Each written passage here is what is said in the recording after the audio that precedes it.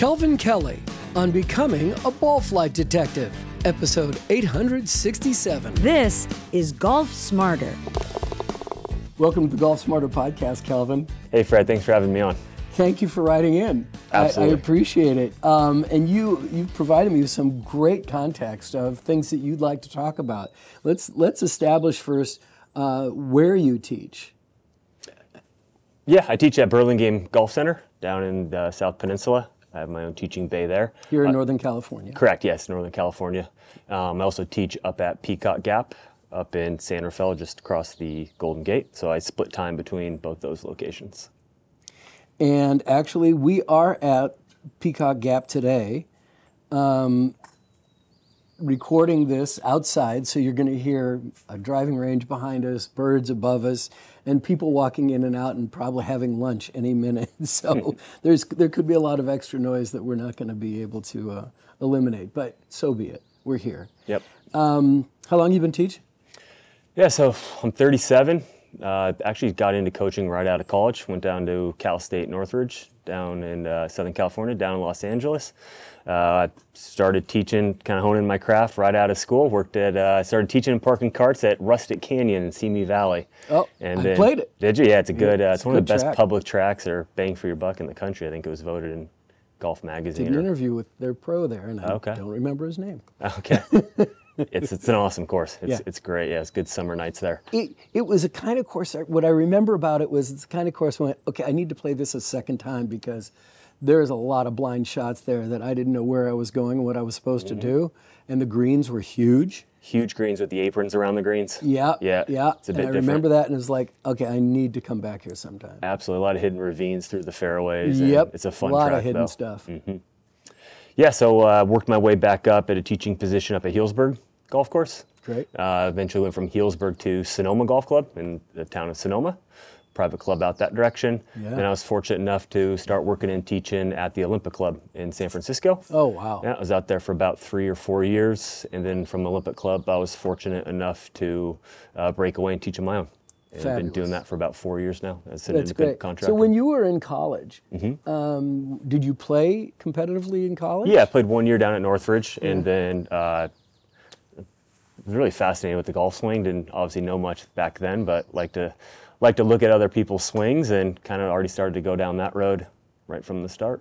Wow. Yeah. So, and your thought coming out was, I'd rather teach. I'm not going to be a competitive, try to be on the tour type of golfer. No, absolutely never tried. I mean, I still love to play still today and work on my own game. It was more, I was trying to get better at the time and didn't know what I was doing and self-sabotage my own game. Oh, gosh. With maybe some bad instruction on my own part and going down the rabbit hole of almost too much technical thought on the golf course and not understanding how to fully balance those two at the time.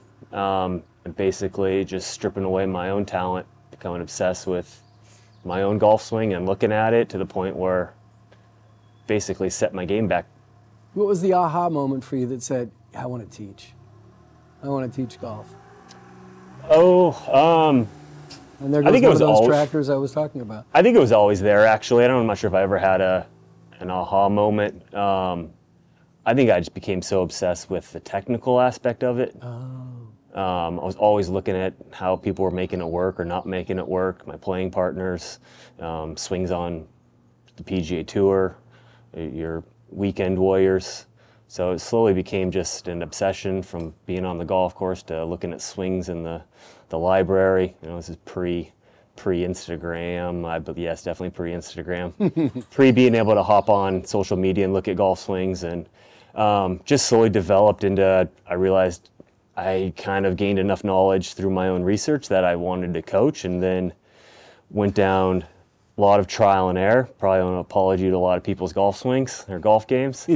A lot of trial and error, and eventually that led me down more of a road to not just becoming a golf swing instructor, but more of a performance coach, learning to get people better on the golf course when it matters, as opposed to just the technique. Shouldn't say as opposed to just the technique. I'll say learning to balance the two would be a better way to put it. Yeah. Yep. That's great. So yeah, there is, like, being a golf swing instructor and being a golf instructor are really two different things. Absolutely. I think the best players know how to separate the two.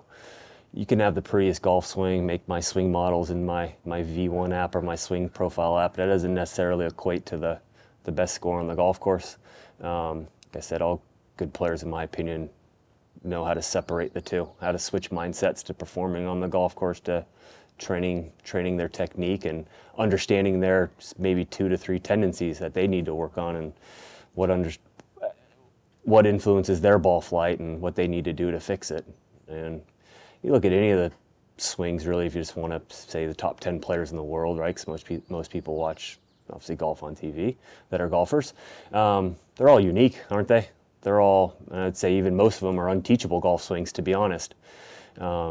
Meaning they have a little bit of their own DNA in their golf swing, and it's worked for them, and they've tuned that over the years. They were already Ferraris, like I'd say. A lot of them are unteachable golf swings as well, in my opinion. Everybody comes in, or should they, everybody get the few, I want to swing like Rory. You always look at, turn your hips like Rory or complete your backswing like Rory, when it's just not applicable. So, yeah, so that fascination just led me to become more of a performance coach. Interesting. Yep. And like a swing, there's a kid who just came on the tour this past weekend, the Shriner Open, who plays left-hand low. Yep, saw that.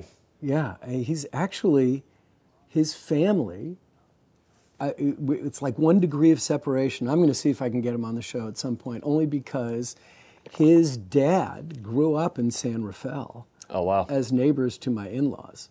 And so he was one of 10 children. His dad was one of 10 children. And like his sister babysat for us years ago. Okay. And I got a photo of her with him, with the kid. And I can't remember his dad's last name was Welch. I don't think his was Welch. But he was with his aunt on the 18th, right after the 18th hole. On one of the days that he played, so it's really exciting. But yeah, he plays left-handed. He was a baseball player. He was a left-handed baseball player, but learned to play golf right-handed, and now he stays that way. And everyone was telling him, "Yeah, you're going to have to change that if you're going to want to play professionally." And he's like, "No, this is working for me." Yeah. So there you go. And that's how he gets attention from the press, because he's unique. Well, he's unique. Yeah.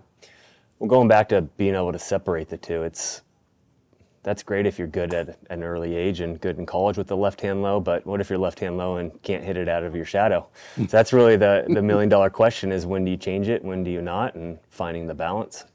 Yeah, and that's something we're going to talk about, that you suggested some of the topics, was how to change your golf swing, how to take your swing changes to the course, and then when to take your swing changes to the course, how to do it and when to do it. Those are interesting topics that we're definitely going to cover. But I wanted to ask you about who you studied from. Who do you study and model your teaching philosophies and your teaching method from? I would say I'm still learning, but I'd say a few people that have definitely had a heavy influence would be Alex Murray, who teaches down at Mariners Point, locally here in the Bay Area. Gary Edwin, Australian golf coach. My own research, looking at golf swings from more of the performance side. Carl Morris, Gary Nicole, talking about, Dr. Mike Revelos, and really just looking at patterns, picking other people's brains as well, other coaches, and learning to figure out what I feel is the best approach, and kind of weeding some things out, and a little bit, like I said earlier, a little bit of trial and error, and learning never stops as well. So, but those are definitely some people that have had major influence. Awesome. Yep. Awesome. All right, let's take a time out. We'll come back and we'll start picking your brain right after this.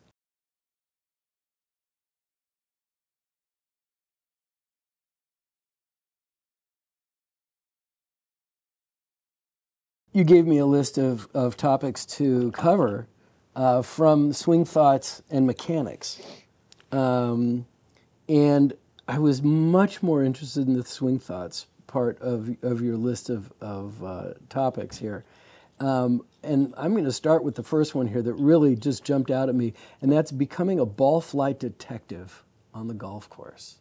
Because I just recently talked about it. I did a show where we talked about, do you understand what what your ball flight is? Do you know what your ball flight is?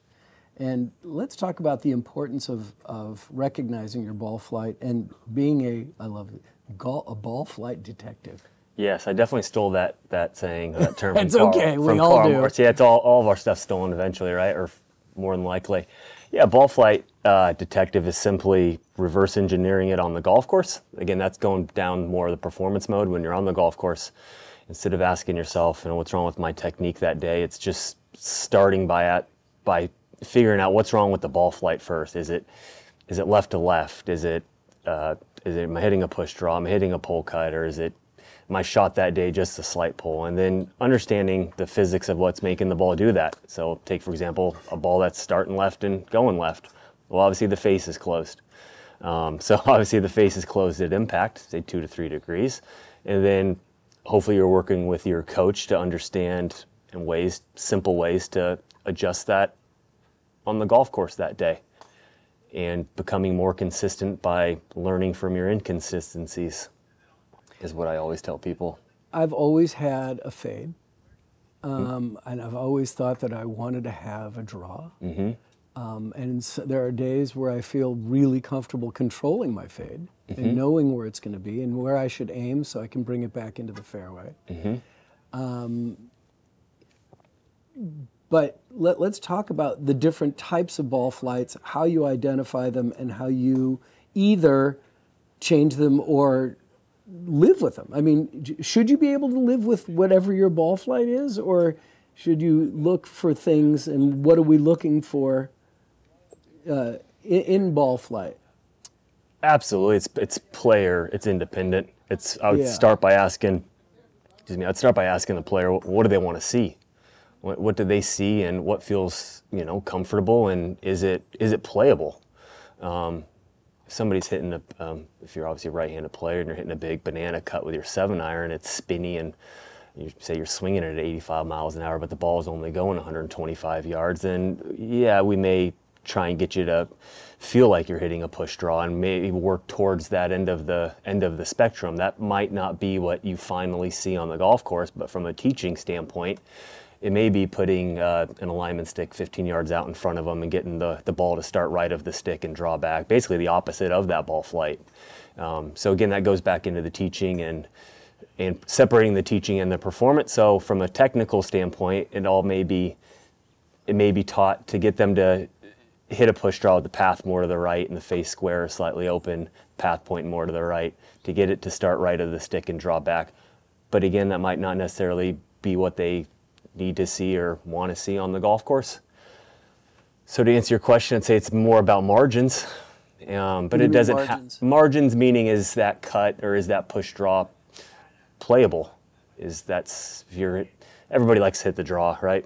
Most people. That's what we hear. Yeah. That we want to see, because you're going to get more roll. Yeah. I mean, I don't know if that's necessarily true that you're going to get more roll because of that spin. With the technology in the ball, it's not necessarily true. Going back also depends where you're at with your game, what level you're playing at. Yeah. When I say margins, more meaning, is the fade productive enough to hit your target, would be a better way to put it. Is the fade that you're seeing right now on the golf course playable, or is it a fade where if you're into the wind, is it going to be spinny and come 20 yards and land 20 yards in front of the green? And that's when you need to learn and understand the concepts and learn and train your body and understand the face path to be able to say hit it a bit lower with more draw spin on it. So the gets into the creativity part of playing the game. Are you able to say, I'm going to hit a draw here, or I'm going to hit a fade here, and control what you're doing? Can you do that? Yes. I could hit all those shots, but it's not necessarily what I would play on the golf course, but I would like to think I would have the ability and so you can do it on execute the range. it. I could do it absolutely if I'm behind a tree on a golf course, hopefully, which I'm not. But but you are. It happens. It happens. Let me put a better example. Make myself sound better than I am. If I'm on a long par three, and it's a 200-yard par three, and I got a hybrid in my hand, and the wind's I'm a right-handed golfer for the listeners, and the wind's blowing. It's a windy day. It gets windy out here, and the wind's blowing 40 miles an hour off the left or right fade wind. in order to hold that green from 200 yards out and say I have a hybrid, I can't necessarily afford to cut one in there. I would never want somebody to aim outside the goalpost, meaning aim 40, 50 yards left of the green and play that fade and hope that wind takes it and lands it on the green.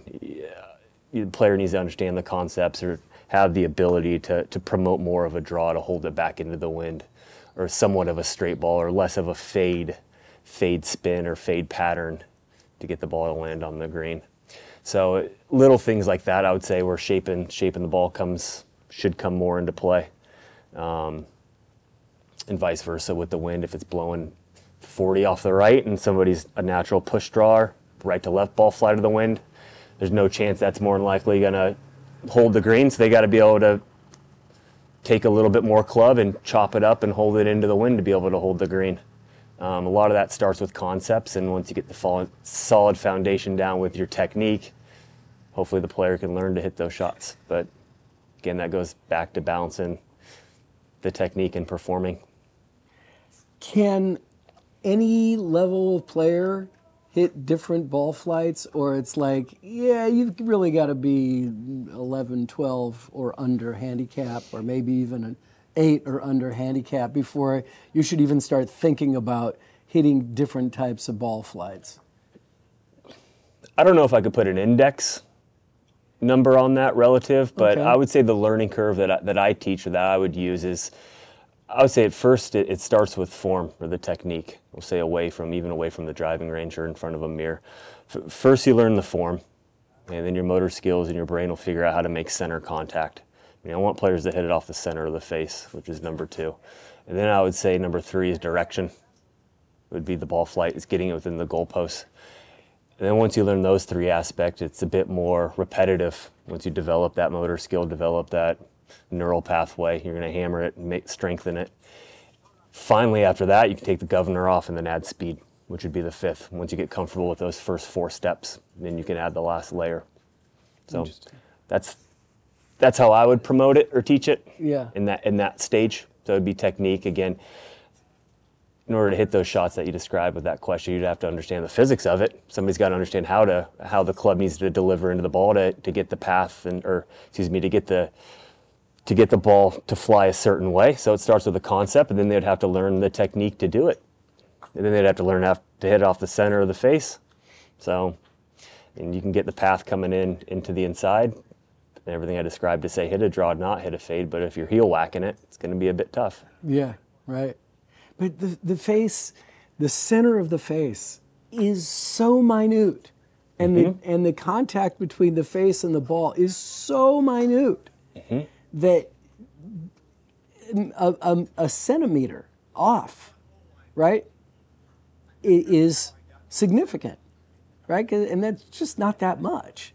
And yet it's significant. How do we assure that we're hitting center of the face? I mean, are we just talking about practice, which, amateurs are not thrilled about practice, but they want to go out and play golf, and like I've seen it on TV, I can do it. Yep. The best way to start is first being aware of where you're hitting it. Simply putting face spray, the athlete foot spray, the old-fashioned way, and putting it on the face of the club and seeing where you're hitting it. And then I'd say secondly, it goes back to my philosophy on teaching. It's to simplify the golf swing, to make it so the average golfer can learn to hit it off the center of the face better, and then add your talent on top of that in terms of that kind of 1 through 5 learning scale I gave you. Okay. Yep. Okay. We're going to take another time out. I want to come back. I want to understand what it means when you say simplify the swing. Okay. All right. We'll be back after this.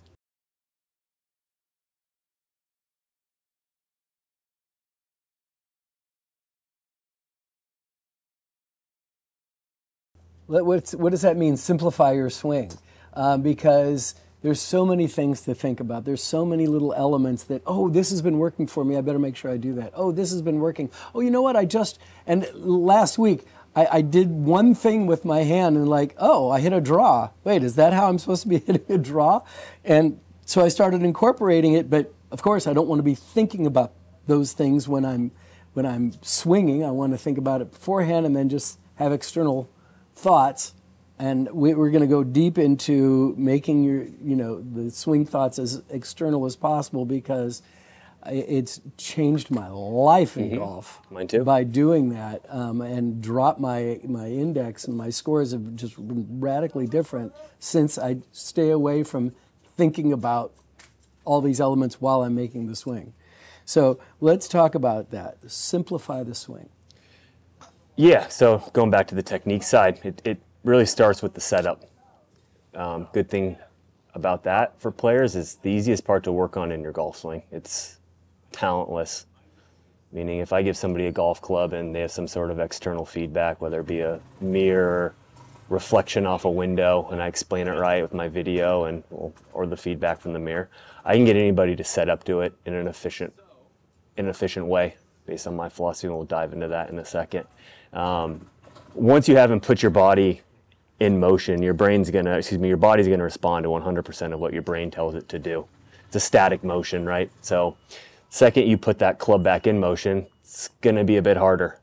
So I'm a firm believer in attacking the aspects of the golf swing before you take the club back. That's the easiest part to work on in the golf swing, and that also influences becoming external on the golf course.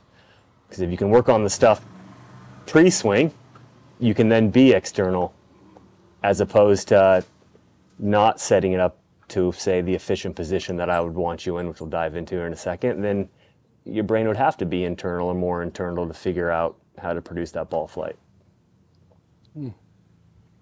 Okay, let's dig into your philosophy. Okay. You've been waiting for me to ask you this. Yeah, so you jumped on that one. Yep.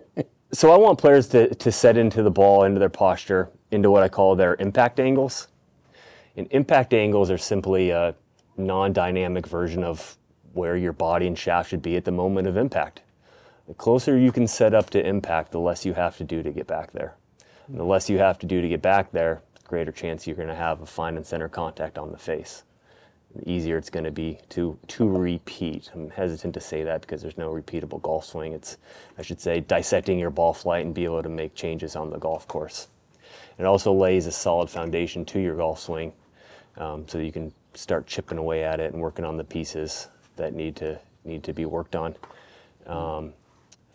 Hitting angles are simply just, if you picture a player in impact, it's, like I said, it's a less dynamic version of that, where your upper body is going to be slightly back behind your lower body, right arm's tucked, meaning obviously right-handed player, right arm's tucked below the left arm, the lead arm, with a little bit of angle in your right wrist, right shoulder below the left shoulder. If we can start there, learn take the club back properly or efficiently, the rest of it can become more of a reaction. And that's the best way for golfers that don't have a lot of time to practice to learn how to swing the golf club, as opposed to taking a random tip off YouTube or Instagram on how to shallow the club out. That more than likely won't work on your pattern. If you can work on the part that's the easiest to control, the rest of it can fall into place. Interesting. What's your experience with what people come to you for lessons? Is like, here's what I need. They come to you is like, I want to be more consistent. Mm-hmm. I want to hit the driver 300 yards. And I want to get more distance out of it. Mm-hmm. And a lot of that stuff is you can debunk very quickly. Mm-hmm. It's like, okay, wait, tell me what you mean by consistent, because tell me what your scoring is. Well, I'm hitting 47, 46. On a regular basis, I'm in the 45. All right, well, you're consistent then, right? And then you want more distance. Well, how many times do you really need distance? You need it off the tee, maybe your second shot on a par 5. But if you're playing golf, you need position where you're going. Mm-hmm. So you don't always need distance. You need accuracy. Correct. Both is what I would prefer. That's where my head distance is. Off the tee and accuracy with your irons and wedges. I would say more times than not, though, it goes back to center contact and getting the club to come into the ball efficiently. First-time students, usually when I throw them on video, they're always shocked at look at their own golf swing. I bet. It's definitely not what they thought it was.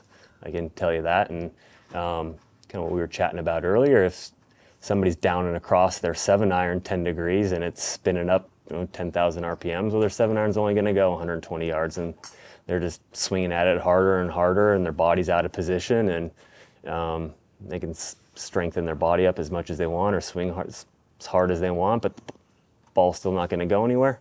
So that's when it goes back to we have to change the technique. So hard to do. It is hard to do. Changing the golf swing is not. How do you tell them not to swing so hard? Yeah, well, it's not. Make them understand it and make it effective. Concepts, understand the concepts. I spend a lot of time on video. First, I'll go over the concept of what's making the ball do what it is, and then explaining how their body works. And I'll show them how their brain's trying to get back into that impact position, and I'll show them a more efficient way to start. Usually, first lesson, it's almost always the majority of the time going over those concepts and looking at it on video, and getting their body into the positions I just explained. And then from there, just showing them how that influences the ball flight and then how that will eventually affect their distance. So it goes back to, that's when it does go back to the technique. Interesting. I'm going to bring back something you said earlier, and I want to dig into this a little bit because it's something that is rarely discussed, at least on this show. And then, but I think is important to understand, especially if we have someone like you who can help us understand it. And that is reading the flags. You're looking towards the green. The flag is just sitting there. It's hanging down. Okay, well, the wind's not affecting much, right? But if the flag is flopping, how much, and it's flopping towards us, okay? Let's say it that way. How much distance should we calculate then with just a flopping flag, right? And then we'll go to a stiff flag. Well, I think good players always look higher than that, than just the flag. Okay. On top of the trees. See, so I'm already off on the wrong foot. I would say what course are you playing? There's a lot of aspects. I mean, generally speaking, I would say most people almost always under club. They don't, and they definitely don't hit their mid-iron, short iron nearly as far as they think. More times than not, their dispersion pattern is definitely short of where they think it is. Better players, or excuse me, not better players. Oh, at times with better players. Most people would benefit more from taking one more club and trying to hit it to the back of the green. I would say regardless of what the wind's doing. Really? Yeah. Just try to get it, so not even the center of the green, just focus on the center of the green. You say, try to hit it to the back because you're going to come up short anyway. More than likely, I guess I'd say start with center of the green.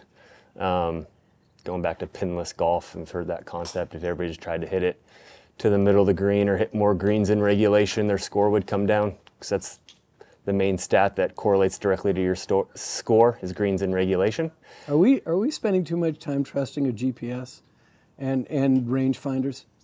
It's like, okay, it says that I'm 145 to the pin. I'm going to take my 145 club. It's like, wait, are you sure you want to do that? That's a good question. I've never really thought about that in terms of how the GPS influences golfers.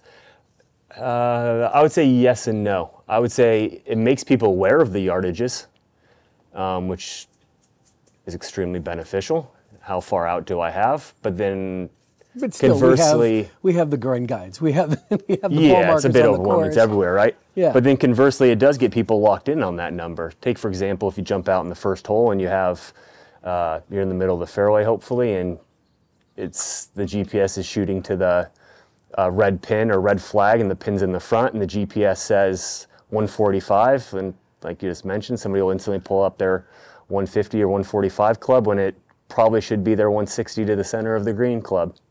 So I'd say it makes people aware of yardages, which is great, but it also locks people's mind into that number when there's more to it. And also going back to what's the wind doing? What's the lie doing? That's what I was going to get back to. Okay, so what else beyond the flag should we be looking at? There's a lot of factors. What's the temperature? What kind of ball are you playing? What's the ball do when you hit it well? What's it do when you not hit it well? What are the hazards around the green? Where's the miss? What spot can I be aggressive to? I would have to say that most people don't have a clue of what different balls do because so many players, amateur recreational players, play what they find. Right, and they'll play a different ball. They'll play 3 different types of balls in a round. Yeah. Or more. And then they expect to hit their 100-yard mark right over a bunker to a front with the pin's tucked behind it to land at 99 yards or land at 100 yards to that front pin. And don't even have the concept that it releases. Yep. It's like There's a lot of variables. Yep. Okay. Too much to think about. Let's take a break. We'll be right back.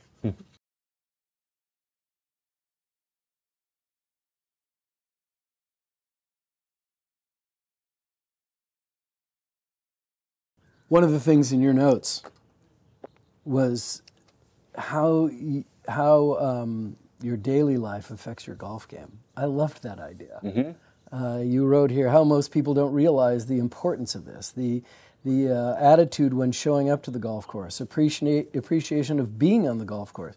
This makes your good shots better and your bad shots not as bad.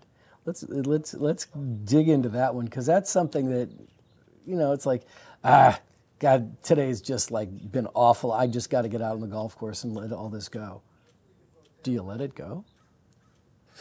It's hard, right? Golf can just make it worse. So absolutely, where your mind is and your mindset when you show up to the golf course, what you have going on in your life, I would say most people underestimate the importance of that.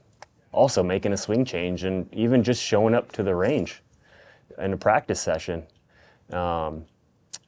I'm going to use myself as an example. If I'm in a good mood and whatever, I'd say my life outside the golf course is heading the right direction, and I hit a couple bad shots and I'm in a good mind frame, then I feel like I think more clearly to make the proper swing adjustment during that practice session to work on what I need to work on. This is always easier said than done, and it takes work. Now, the opposite would be if I show up to the range session, I'm in a bad mood, and I got other things on my mind, and my first 15 balls are snappy, hard left, and thin. It's easy to go down the rabbit hole of, well, my golf swing sucks, or that swing adjustment or lesson I got last week doesn't work, and it just continues and becomes bigger and bigger, and then I spent 45 minutes on the range working on nothing and just making myself talk worse. In terms of going out and playing around, it's pretty much the same thing. If you're in a good mindset and appreciative of the golf course, appreciative of who you're playing golf with, and Carl always says, and realize all the hard work that's gone in to make that day possible.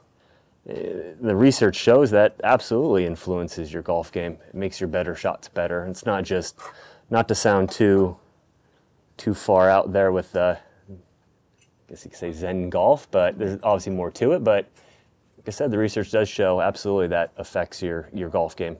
It affects your ability to find the center of the face. And I believe it affects the technique. You start thinking more clearly. You're able to become a ball flight detective. If I'm engaged in, today's round, I'm going to focus on my attitude and I'm going to focus on responding to the ball. Well, that influences how well my swing adjustments, how well I can make a swing adjustment, which makes my technique better. So it really starts with the attitude showing up and starts there and influences it on the golf course. And so many of us, amateur recreational golfers, have a tendency to, when things aren't going well, especially to start, speed up. Everything gets faster in your swing, and that definitely has a negative impact, right? Yeah, most people speed up. They stop breathing. That's when going back to work. Breathing. Yeah, well, going back to what we talked about, the technique, we work hard on the parts that are easiest to control in the golf swing. On the golf course, it should be the same philosophy. You want to zero in on the things that are easiest to control on the golf course. You swing it back, it takes a second and a half. So if you put your mind more on your pre-shot routine and taking a breath, visualizing the shot, where my attention is going to be over the golf ball that day. And then also post-shot routine. Your post-shot routine is just as important as the pre-shot routine. How am I going to react to that ball? What's my feeling going to be when I hit it well? What's my feeling going to be when I don't hit it well? If you go into a golf round focusing on, I'm going to work the hardest on those parts that I'm going to control, it's going to make the golf round more enjoyable. and your golf round's more enjoyable. Guarantee you the technique's going to be better. Yeah, yeah. Let's go into a pre-shot routine. Let's break it down. What you feel is the proper, if there is such a thing, pre-shot routine. I don't think there is a proper one. I'm kind of torn on this one. That's why I kind of put air quotes around the word proper when I said it. Research shows now that, it can be detrimental to have a set. I'm going to take these 2 swings and I'm going to do this every time. Some players, I'm not saying it's wrong, some players might benefit for having the, say, 1 to 2 practice swings, rehearsal swings, creation swings down the target line. Some may have 1. Some are better off just waggling the club a bit and walking into it with that feel. I'd say it's finding your own unique routine, maybe with a little bit of trial and error. I'm definitely a huge advocate, though, of absolutely picturing the shot. I would say that's a requirement, just having a mental image of what you want the ball to do. Again, research shows your brain and body will self-organize that task if you have a clear picture. So when you say that, you mean like, and I think it's been so great that in the last few years we've had top tracer technology when we're watching golf on TV, and all of a sudden now you can see what the ball flight is actually doing, where in the past it would just be a close-up of a ball in midair, and it's like, what's it doing? I have no idea why. And how come every time, and this was something when I first started playing and I was watching, it's like, how come every time they hit it, it looks like it's going way right? Right? Yeah, shoots off the camera. And then it would be a close-up of the ball, and then it would be landing in the green. It's like, what's going on here? I didn't have that concept. So this idea, and Rick Sessenhaus, who was on recently, talked about just imagine that top tracer technology in your ball flight, thinking about it, or see glitter going up so you can really try to lock that visualization in. Yeah, that's probably one of the best things about top tracer. That's a great way to picture the ball flight. Again, if you've trained it on the range, it goes back to separating training and performing. If you've trained it and done the work to work on your golf swing, and you can produce that shot, if you picture that top tracer when you're on the golf course or something like a top tracer, chances are you have a higher chance of producing that. By picturing that, again, the research shows, by picturing that ball flight, your brain and body is going to self-organize that task. So that's definitely, I would say, a requirement in a pre-shot routine, some sort of either top tracer, what's my landing spot, a third eye gaze on the target, a deep breath, just again, slow you down, put you in the present moment. I'm always a huge advocate of. And then walking in with a clear intent, meaning what does this shot feel like it's going to do, and what do I need to do to get the ball from point A to point B? You have to be 100% committed to the shot. And again, that comes with practice as well. You're better off, more than likely better off being 100% committed to the shot with not so perfect technique than having, say, absolutely perfect technique and having your swing look like Adam Scott, but not being committed to the shot. So going back to the separation between the two of training and performing. And I mean, I've had conversations with another guy driving by. I've had conversations with Dr. Joe Parent, and he's a huge advocate about the post-shot routine, but as the mental part of the game. But give me your idea and your philosophies on post-shot routine. Post-shot routine is asking yourself the question, what did the ball do? And then learning from it, and hopefully you've worked with your coach on how to fix it. Assuming you have a coach. What's that? Assuming you have a coach. Yeah, if you don't, hopefully you should have already been on the range or from prior rounds, educated yourself, your golf IQ on what you need to do to fix that ball flight that day. At times you don't know what you're going to get when you go to the golf course that day. So yeah, I shouldn't say it doesn't have to be a coach, but you got to have your certain feel or something to do to fix it. Going back, we chatted about with the left-hand low player and the swing your swing, and the swing your swing is great, like I always tell people. But what if your swing doesn't work? Oops. Yeah. So going back to, it doesn't always have to be a coach, but it always does help to have a second set of eyes on it.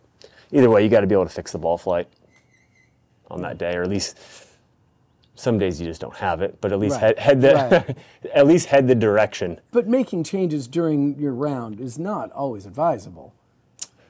trying to fix things while you're going, oh, well, today I'm just coming over the top. And today, because of my, if you really don't know what you're doing, which I'd say most golfers don't, it's not really advisable to make those changes, is it?